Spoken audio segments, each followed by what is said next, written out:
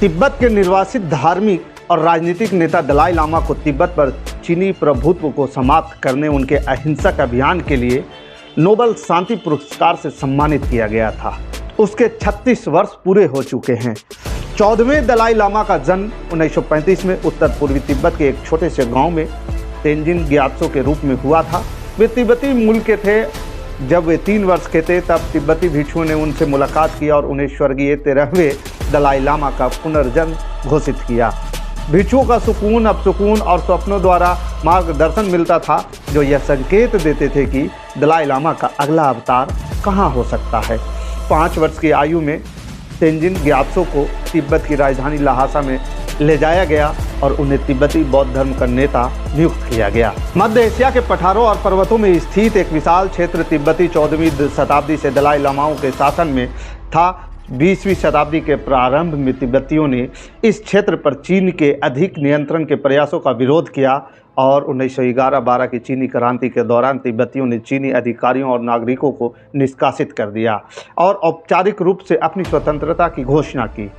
अक्टूबर 1950 में चीनी कम्युनिस्ट सेनाओं ने तिब्बत पर आक्रमण किया और देश की कमज़ोर सैनिक शक्ति को तुरंत परास्त कर दिया। युवा दलाई लामा ने संयुक्त राष्ट्र से सहायता की अपील की, लेकिन उनकी विनती अस्वीकार कर दी गई। 1951 में एक तिब्बती चीनी शांति समझौते पर हस्ताक्षर हुए, जिसके तहत यह देश चीन का एक राष्ट्रीय स्वायत्त क्षेत्र बन गया, जो कथित तौर पर दलाई लामा के शासन के अधीन था, लेकिन वास्तव में एक चीनी कम्युनिस्ट आयोग नियंत्रण में था।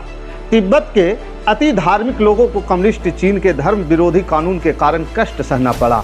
तिब्बत में वर्षों तक छिटपुट विरोध प्रदर्शनों के बाद मार्च 1959 में एक व्यापक विद्रोह छिड़ गया और चीनी सैनिकों द्वारा विद्रोह को कुचल दिए जाने के बाद दलाई लामा 1 लाख अन्य तिब्बतियों के साथ वहां से निकल गए। उन्होंने भारत में निर्वासन शुरू किया और हिमालय की तलहटी में स्थित धर्मशाला में बस गए, जहां उन्होंने एक लोकतांत्रिक रूप से आधिकारिक छाया तिब्बती सरकार की स्थापना की। तिब्बत में वापस आकर चीनियों ने तिब्बतियों के विरुद्ध क्रूर दमनकारी उपाय अपनाए, जिसे दलाई लामा ने नरसंहार के आरोप लगाए। चीन में सांस्कृतिक क्रांति की शुरुआत के साथ तिब्बती बौद्ध धर्म पर चीनी दमन बढ़ गया और इस धर्म के पालन पर प्रतिबंध लगा दिया गया और हजारों मठों को भी नष्ट कर दिया गया। 1976 में धार्मिक प्रथाओं पर प्रतिबंध हटा लिया गया, लेकिन तिब्बत में दमन जारी रहा। धर्मशाला स्थित अपने प्रवास स्थल से दलाई लामा ने दुनिया भर की यात्रा की और तिब्बती लोगों और उनके धर्म पर चीन द्वारा जारी दमन की ओर अंतर्राष्ट्रीय समुदाय का ध्यान सफलतापूर्वक आकर्षित किया। 1987 में ल्हासा में बड़े पैमाने पर चीन विरोधी दंगे भड़के उठे और 1988 में चीन ने इस क्षेत्र में मार्शल लॉ घोषित कर दिया। शांति की तलाश में दलाई लामा ने तिब्बती स्वतंत्रता की अपनी मांग छोड़ दी और एक सच्चे स्वशासित तिब्बत की मांग की, जिसमें रक्षा और विदेश मामलों का प्रभार चीन के हाथों में हो। चीन ने इस प्रस्ताव को अस्वीकार कर दिया। अगले वर्ष दलाई लामा को 1989 में शांति के लिए नोबेल पुरस्कार से सम्मानित किया। 1990 के दशक में तिब्बत में समय समय पर अशांति बनी रही और चीन को पश्चिमी सरकारों द्वारा वहां राजनीतिक और धार्मिक स्वतंत्रता के दमन के लिए आलोचना का सामना करना पड़ा।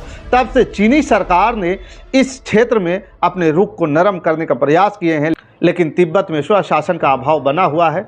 4 दशकों से अधिक के निर्वासन के बाद दलाई लामा तिब्बती मुद्दों का प्रचार करते हुए यात्रा करते रहते हैं। तिब्बत के धर्मगुरु एवं विश्व शांति के प्रतीक परम पावन दलाई लामा के 10 दिसंबर 1989 को नोबेल शांति पुरस्कार प्रदान किया गया था। उसी ऐतिहासिक अवसर को याद करते हुए बोधगया स्थित तिब्बती समुदाय ने सोमवार को पुरस्कार की 36वीं वर्षगांठ उत्साहपूर्वक मनाई।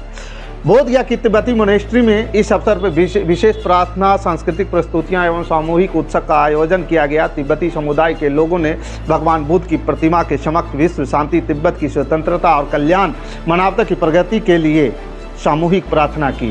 कार्यक्रम में पारंपरिक तिब्बती नृत्य एवं सांस्कृतिक प्रदर्शन भी हुए, जिनमें बड़ी संख्या में समुदाय के लोग शामिल हुए। कार्यक्रम के नेतृत्व कर रहे तिब्बती मोनेस्ट्री के प्रभारी आमची लामा ने बताया कि आज वैसे विश्व का सब आदमी को मालूम है कि परम पावन दलाई लामा जी को नोबेल प्राइज मिल के आज 36 साल बीत गया। आज इसके लिए 36 साल का जो कार्यक्रम हम लोग यहाँ मना रहा है तिब्बत मंदिर में। इसमें कई देशों से भाग लिया है और ख़ास करके हमारा तिब्बतन भाई बहन जो भी यहाँ मंदिर को परिक्रमा करने के लिए आता है वो सब यहाँ जमा हो गए। आज गुरु जी के लिए लंबी आयु को पूजा किया है और जो तिब्बत का मसला जो वो जल्दी अच्छा हो जाए। सारे भारतीय भाई बहन सबका लंबी उम्र रहे, सब खुशल रहे, ऐसा हम लोग ने प्रार्थना किया है। और चापा ट्रेडिशनल जो आपने देखा है सत्तू का ट्रेडिशनल जो वो तिब्बतन लोग का अपना संस्कृत है, कल्चर है, उसको भी देवता देवती सबको उसको क्या कहते ऑफर करके, तो यही है कि सब कुशल हो, मंग हो, ऐसा आप लोग को प्रार्थना किया। दलाई लामा को इसी दिन वैश्विक शांति, करुणा एवं तिब्बत की स्वतंत्रता के लिए अहिंसक संघर्ष के सम्मान स्वरूप नोबेल पुरस्कार प्रदान किया गया था और हर वर्ष इस दिन को गुरु के आदर्शों को याद करते हुए शांति दिवस के रूप में मनाते हैं। कार्यक्रम का मुख्य उद्देश्य दलाई लामा द्वारा प्रदत्त अहिंसा, संवाद, करुणा एवं मानवता को मार्ग जनमानस में पुनर्जीवित करना तथा विश्व शांति के लिए उनकी सीख को आगे बढ़ाते रहना है। बाकी इस खबर के प्रति आपका क्या विचार है, आप हमें कमेंट कर जरूर बताइएगा। हमारे साथ बने रहने के लिए धन्यवाद। जय हिंद, जय भारत।